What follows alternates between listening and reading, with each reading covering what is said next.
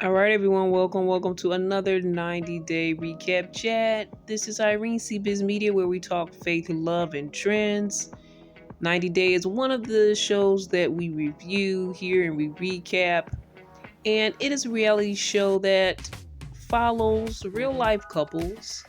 One person's from the US, the other person's from another country. We watch them navigate long distances, just everyday ups and downs of couples, also along with cultural barriers, language boundaries, and the whole challenge of marrying someone from another country when it comes to the legal ramifications. Getting that K1 visa, it is 90 Day Fiance, and this is the original.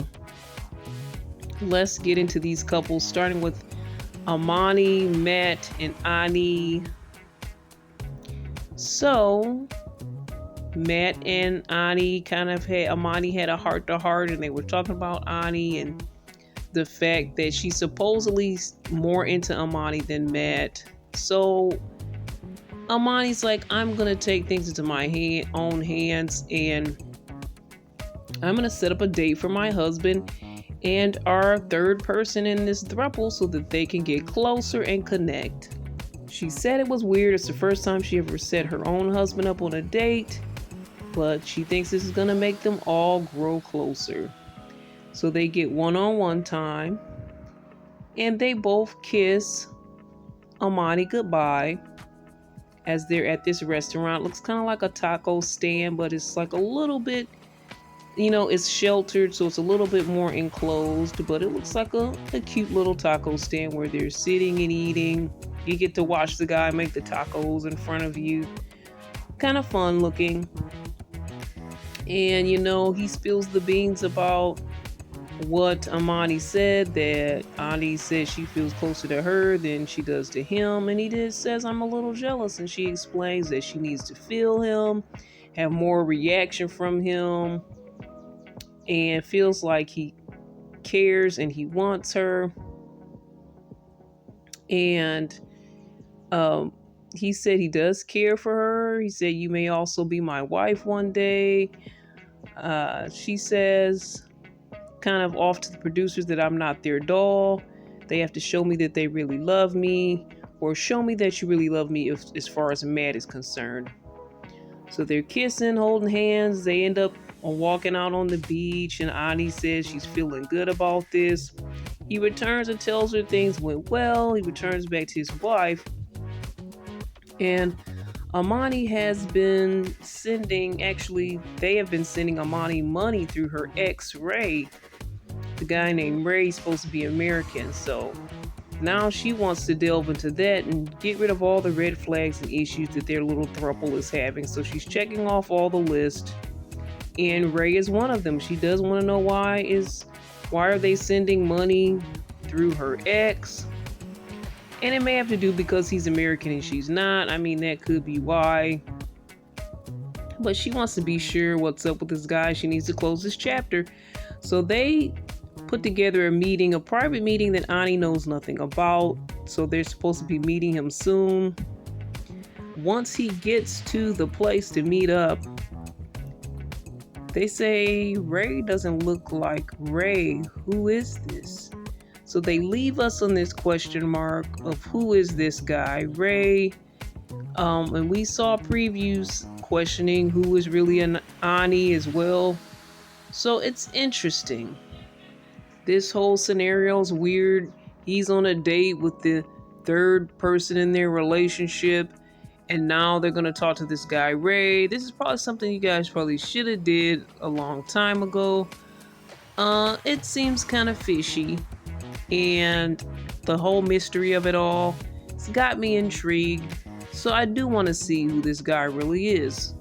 So Sarper and Shekinah allegedly have this big blow-up fight, and he's back. Sarper's back. He returns to the apartment as she's packing some of the things because she wants to get rid of her items that involve her job so that, it won't be such a connection between the two of them, and they can kind of just have their home. Whatever the case, he's back. They're They kind of get into it. This their whole vibe, and the whole time we see them, they're arguing and trying to make this right. And I think Sarper's really the one trying to make this right a little bit more than Shekinah. Shekinah's fighting back a bit more, and I'm not mad at her. Everything she's been through with Sarper.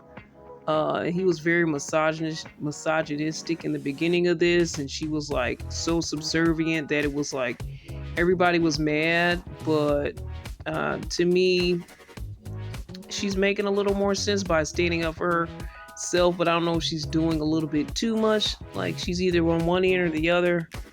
I don't know at this point, but again, I'm still not mad at her for standing up for what she feels is good and right for her. So Sarper's like, so are you gonna start or am I? So he's like, you're one in a million, but I feel weak while I'm here. I can't work. I'm not 100% of myself. I'm just really like a dog sitter. And she kind of like, no, well, yeah, it's not my fault that you can't work here. And so why are you taking all your frustrations out on me? And that's the main crux of the argument. That Sarper just went off one day and she's like, why? It's not my fault that this is the scenario of how you can get into this country. Basically, she's like, why do I have to pay for you being distant, cold, rude, etc.? He says, I'm in a depression. You know, I'm meeting your family and friends and I'm trying to appease them, and it's just like a lot happening. And he's like, Shekinah, now you're kind of taking this sharp tone with me. You're no longer obsessed with me. And she says, well, it's all based on how you treat me. I'm going to respond as such, which makes sense. And now she says, do I even want to get married? You have me questioning that. And he's like, well, it's really the lack of routine and the changes and whatnot. That's really my issue. And he's like, if you do leave, don't marry me or don't want to be with me anymore, you'll cry for years without me. And she's like, oh, please, and kind of laughs him off with his, you know, kind of a big-headed guy. He's been this way, but, you know, she usually wouldn't laugh him off the way she's doing this time or standing up to him to this level. But a change has come. And we saw it in the last season. I can't remember if it was before the 90 days or one of those where they were in one of the spinoffs, that things were changing. But Sarper was also changing and seemed to be a better guy. Well, he says it's like walking on eggshells with her. And she's like, well, you know what? Just leave. No one's forcing you to stay. They have 62 days in order to get married or for this visa to kick in. That's the legalese of it, the deadline. He's saying, I don't know what to say. I don't know how to handle this. And she said, well, that's all you need to say. The man that I love doesn't know what to say, doesn't know what I need, etc., etc. That's all I need to know. So he says, well, you have zero coping skills when it comes to this situation. I'm homesick. You know, I've lost my freedom. And why don't you see the sacrifice that I'm making? But I don't want to lose this relationship. And she's like, you know what? I can find better. I can find a better relationship. He says, no, you can't find better. Our chemistry and all this stuff in the bedroom is magical. And he said, well, at least you can say sorry. You haven't said sorry through this whole situation. And all you're doing and all we're doing is talking in circles. So she says, this is ruining my mental health. I never wanted to get married again anyway. And you kind of talked me into it or made me fall for it. I didn't even know he really talked her into getting married. I didn't see that part of any of their interactions in any of the spinoffs they've been in, but I guess he so-called convinced her, maybe because he wanted to come to the U.S. Who knows? Or maybe she wanted him to come to the U.S. Whatever the fact, this is news to me. Anyhow, she's like, you know, I never wanted to get married in the first place, so maybe I won't. She goes upstairs, she leaves the room, leaves the situation, and she's being a little Sarperish. Like, she's being a little hot-headed herself, but not to the degree Sarper has been. To me, she still seems somewhat reasonable, but I'm not sure how they're going to get over this, and if they will. Greg and Joan are outside cleaning the dog. She's really bad at it. And he's like, you know, maybe you can give me a bath instead. And she says, well, maybe you can get one. Just a little strange flirtation, you know. I guess the dogs are I don't know. Whatever's going on with the dogs is making him now convert this into some type of flirtatious event with him and his wife. I guess that's how men are. Anything can just make them think about flirting. Anyway, the phone rings. His mom is yelling, "Your phone keeps ringing."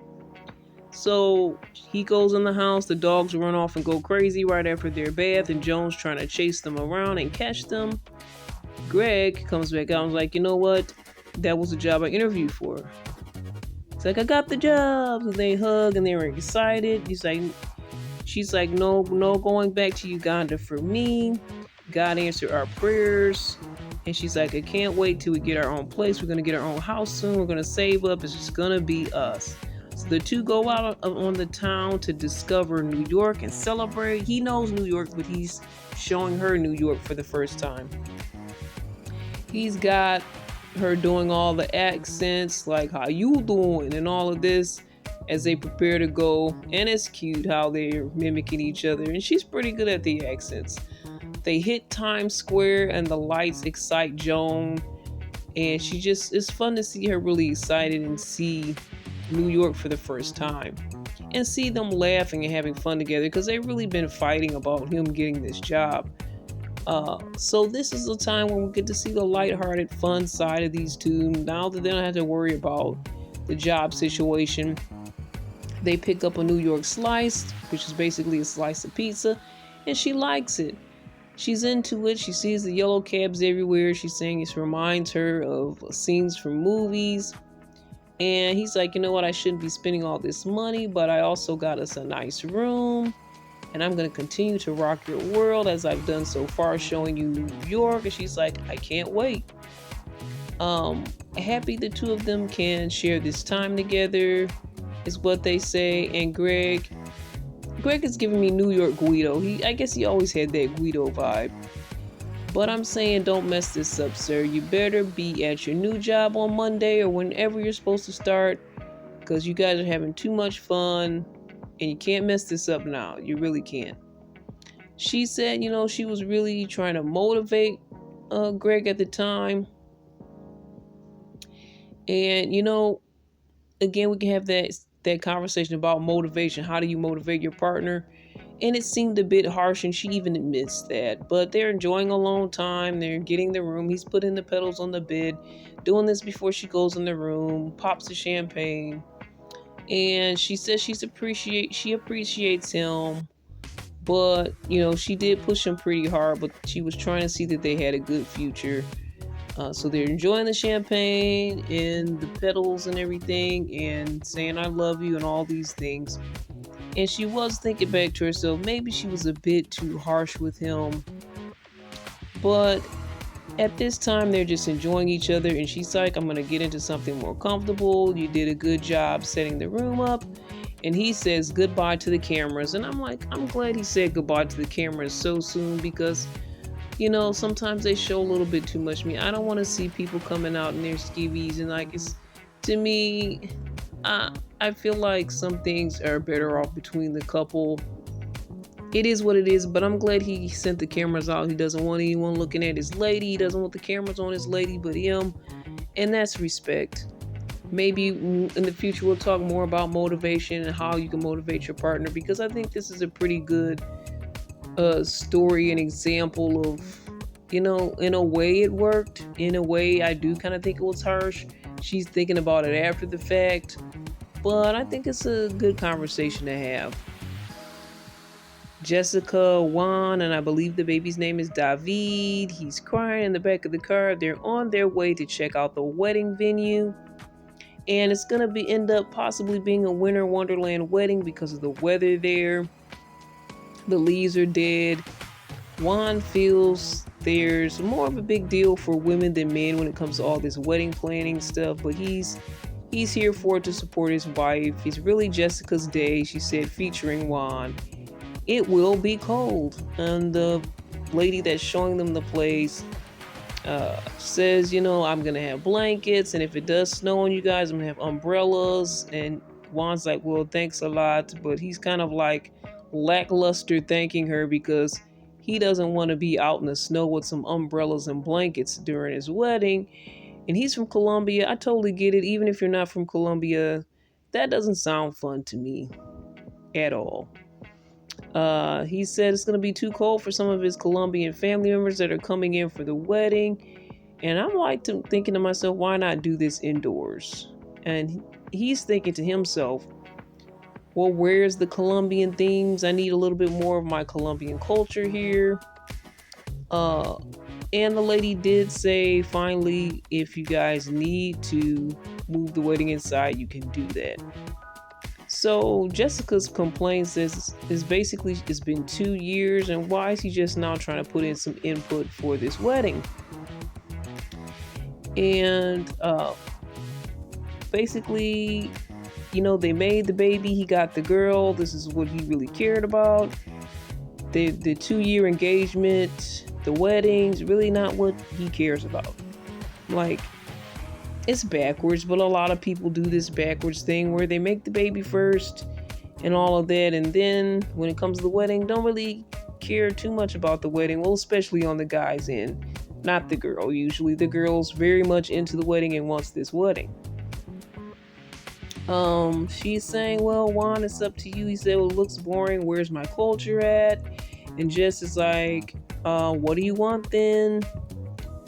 And he's like, well, I'm not working. I'm broke. I'm stressed.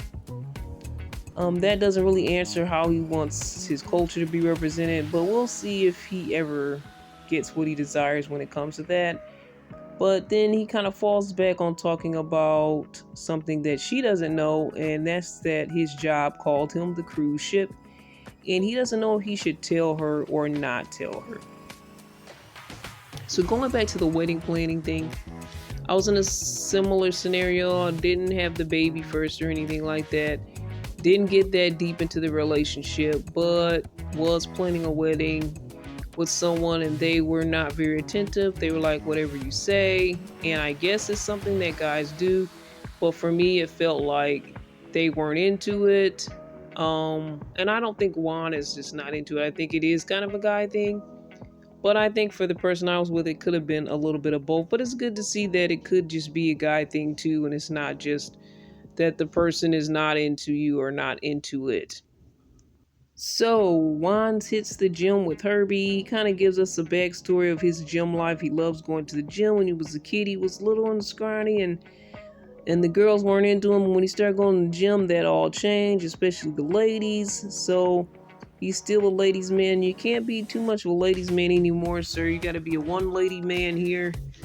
So all that you're doing for her. Anyway, this guy that he's hanging out with is Meg's husband. Megan is the one's a little off her rocker. He said that, Megan's crazy. We all know she is. But her husband's pretty cool, though. So they make some bachelor party plans. And somehow gets back on the topic of them talking about money. Because I think one of the plans was to go gambling. He's like, well, don't worry about it. We got you covered with that. And he's like, well, I do want my own money. I do want to have a job. And then he talks about, I think his name is Herb, about the farming industry. There's a lot of jobs in that area, and he's gonna have to change career paths because he was bartending on the cruise ship, so there's not a lot of bartending things going on there. But you're gonna now be a part of the farming industry. You're gonna be outside. You're gonna be smelling like things. You're gonna be working with your hands. So he's feeling bad and missing his old job and his old opportunities, and working on the cruise ship was just like the perfect job for him. In a way, it sounds like his job defines him. And I can understand where he's coming from, but at some point that you have to kind of change that narrative because your job shouldn't really define you. But anyway, if he started his own bartending business, he can do parties.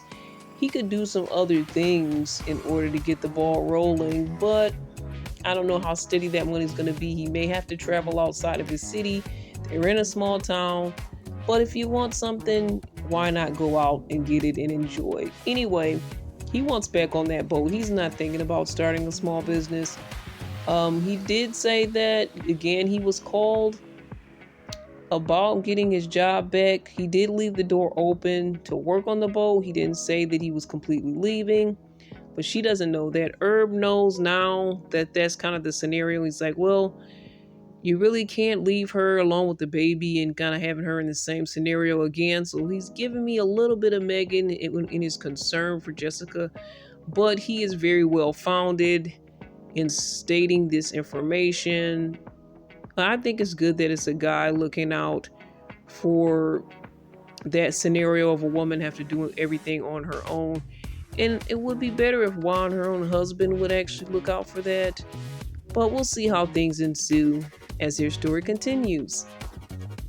All right, Mina and Mark with the baby Maria. So Mina's left to her own devices for the next 5 days because Mark has to go for work for the next 5 days. So she's alone there for the first time. She's bored. She's seeing pictures of Mark's ex everywhere, like she's watching her. So I don't know. It looks like she's trying to get rid of the pictures. She's looking through everything and she sees this picture with the woman with the mask on. You know what? I think it's the former Vice President Kamala Harris, but it was really funny because she kept saying, "Who is this woman? Who is this woman?" But it makes sense because she's not from here. She's from another country, so it makes sense she has no idea who it is. But yeah, I think that was Kamala Harris. He must have been flying her around. So she decides to go hang out at one of the friends' houses nearby. She gets lost. It looks like she's in the middle of nowhere, so I totally get why she's lost, because she looks like she's in the middle of the woods with some streets there, and there's no traffic or anything. So to me, it's kind of creepy. Anyway, she's calling him for help. And he's like, really can't tell you because I don't know where you're at, but the house looks like this. She's like, well, I can't find the house. Well, she finally ends up there, and a pet, they call her Martini Pet. She has a little sip and stitch club. It's like drinking and crocheting combined. And basically, they use this time to complain, to rant, to get their girl power anger out, I guess. And they say they're all with type A personality men. All these men, I guess it's like a flying community. All these men are pilots. So like we have to deal with these type A personalities. So we kind of rant and talk about them. And basically for you, Mina, how are things going? It's like it's pretty boring. Just home and TV and that's it. So how are you getting along with the family? He's like, are you getting along with them? It's like, yeah. And then they're like questioning her, yes. And then she's like, no. And the whole prenup situation comes up. And Pat says, you know what? You're right. You have to protect yourself and your kids. And Pat's daughter says, yeah, it's not right for you to actually be treated that type of way. And she said, you know what?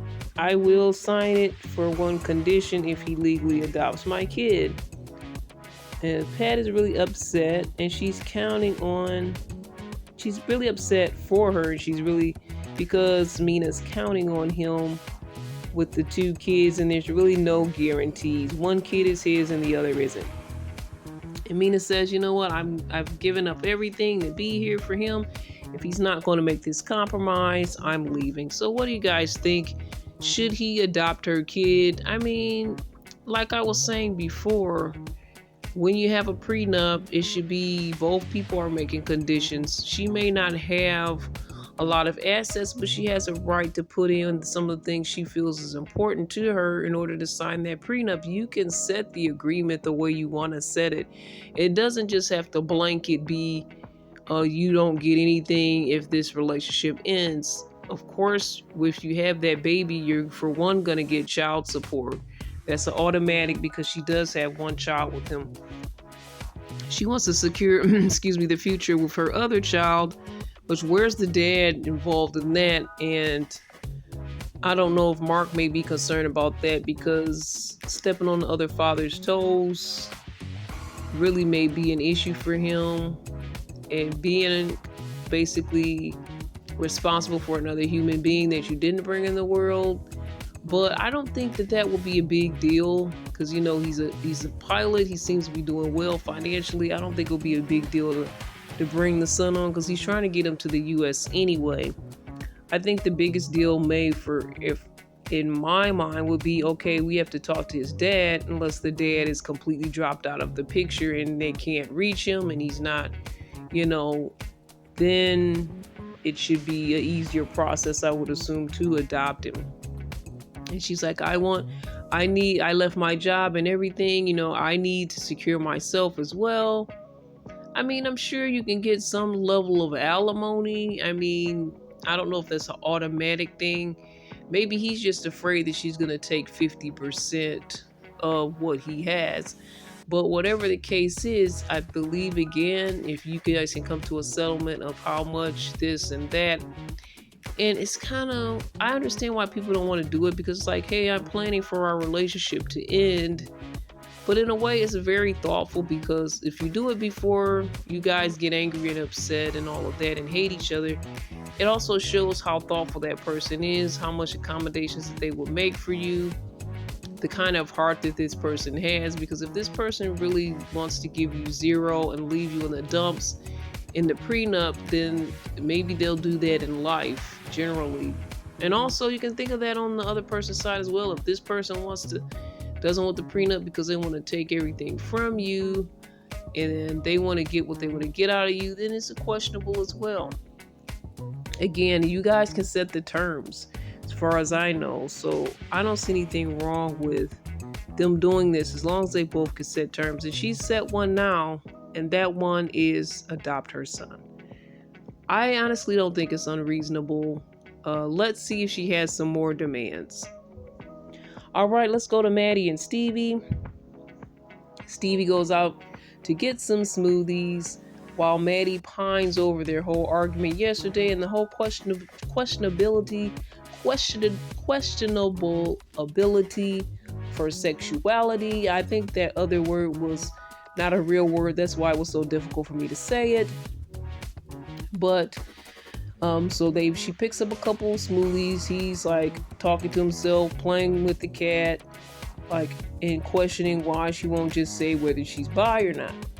So they walk with their smoothies. They go drive, I guess, to the park and take a walk, drinking their smoothies.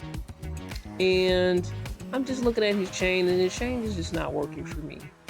I feel like he's really too much of a squeaky clean guy. He's giving me like a little bit thug, a little bit gangster, a little bit mafia. And I just don't think it's a great wardrobe choice for him. If he tweaked the little things, go back to that haircut he had before, it might work for him, but right now it's not working. Anyway,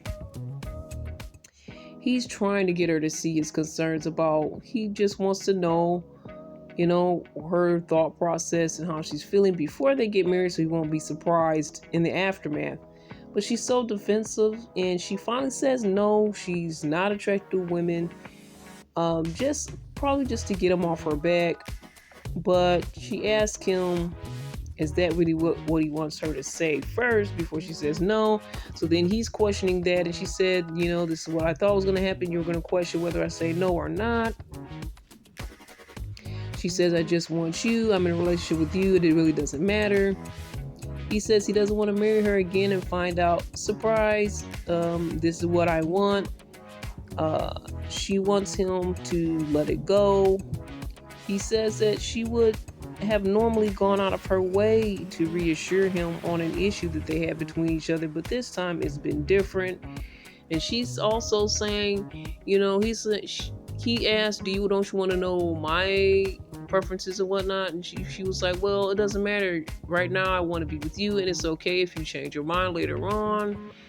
You don't have to stick to one thing. So then, by her saying that too is making me question, like, okay, you're saying he can change his mind, so I guess you could change your mind. I think that that's normal in a marriage and relationship. You should be able to change your mind, and you shouldn't have to be forced to be into anything.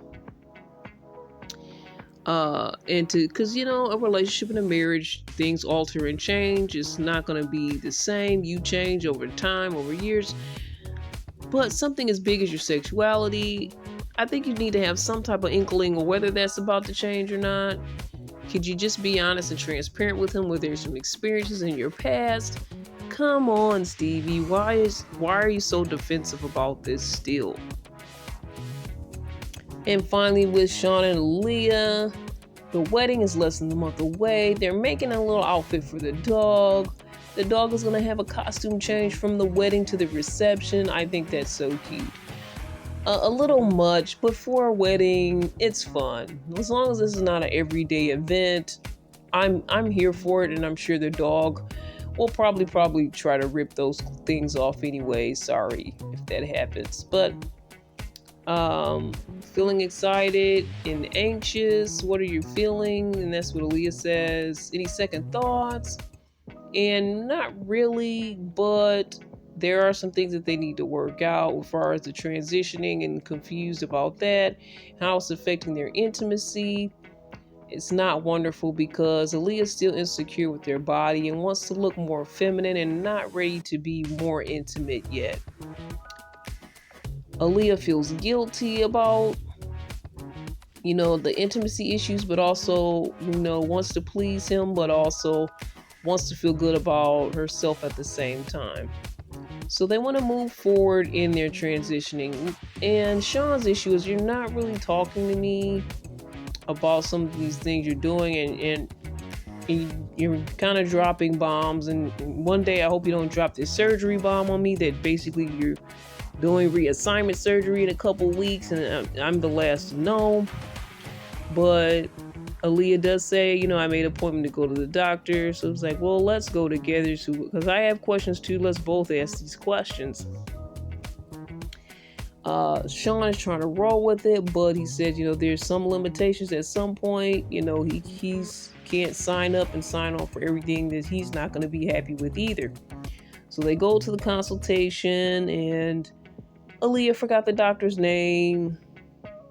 But Aaliyah's like, I want to look more feminine. I want some implants. And then also asked about gender reassignment. And the doctor says, all of these changes you're going to do to your body, it's not going to make you a woman. You're already a woman. These changes aren't going to make that for you. And do we really have to do all of that? And do we really have to? Because sometimes people do have, which I'm not saying this is the same thing, but they have the body dysmorphia. But they usually, for them, nothing ever satisfies them, though. It's like they'll never be happy with any surgeries. It'll be satisfying for a minute, then they'll want to do more, then they'll want to do more, then they'll want to do more. As long as it's not a scenario like that, because you can do a little bit of both of those things at the same time. You don't have to be just one or the other. You can be going through both. So it's important to have the internal part of you to be sure and confident in that, and don't just try to change your outer trappings. Some people try to lose weight, they try to get a new wardrobe, and they try to do all these things to make themselves feel good about themselves, but the internal work needs to be done. That's basically what I was thinking. Anyway, basically Sean's issue is, if you're feeling like you're headed towards full gender transitioning, then I think that you need to give me a heads up. Let me know at least that you're thinking about it to a degree. Don't just one day pop up and everything's changed. So I think Sean is actually being reasonable in this situation. I see him caring as far as he can carry. But I was thinking, what is the limit? What is the love limit here? I mean, you can love someone, but to what point will you say, I'm in for everything that you do? Because honestly, I don't think that's love. Like, if you really love someone, it's like a give and take on both sides. You don't just do whatever that person wants. It's okay for you to want something too. It's okay for you to have your own desires. It's compromise, and he should be able to voice his opinions and thoughts, as well as Aaliyah voicing her opinions and thoughts as well. It's a give and take. So this has been an issue between them. This is their main issue. So it's going to be interesting to see how this plays out. So what are your thoughts and comments, guys, when it comes to this episode of 90 Day Fiance? Sean and Aaliyah are interesting.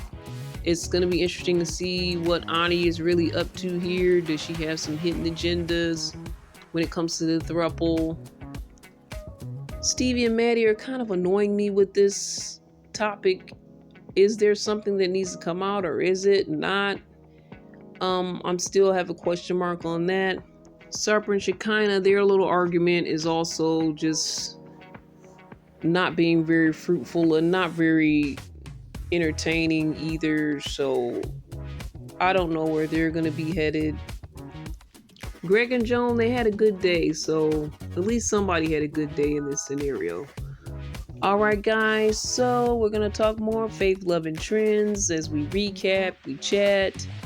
Thoughts, comments, and questions, again, email me at cbiztv@yahoo.com. Check us out on our other platforms by visiting our website at cbiztvmedia.com. Let's talk again. All the best and God bless.